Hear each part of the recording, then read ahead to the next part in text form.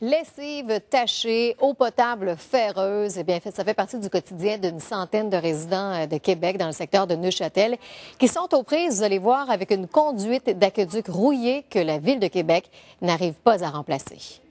Au début de juillet, là, on est tombé, là, on a lavé du linge, là, le linge vient couleur rouille.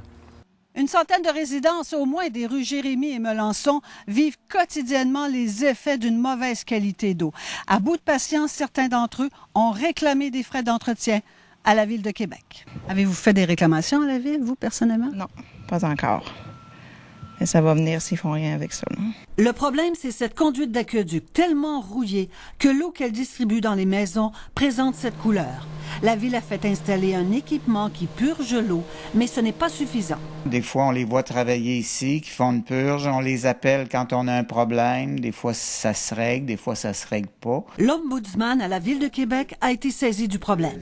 Le dossier est en suspens depuis 2009. À bout de patience, ce résident a fait installer un système de traitement d'eau au coût de 6 000 $. Mais il n'est pas au bout de ses peines quant aux frais qu'il doit engager pour avoir une eau claire. En tout cas, j'ai passé 3 cartouches comme ça, là, aux 20 minutes, là, comme elle est bloquée complètement. Il n'y a plus rien à faire avec, c'est scrap.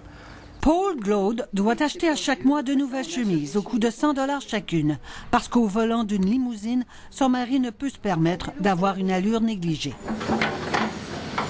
La Ville qui a entrepris de nouveaux travaux aujourd'hui promet que la purge deviendra continuelle jusqu'à ce que les budgets soient disponibles en 2013 pour remplacer la conduite endommagée.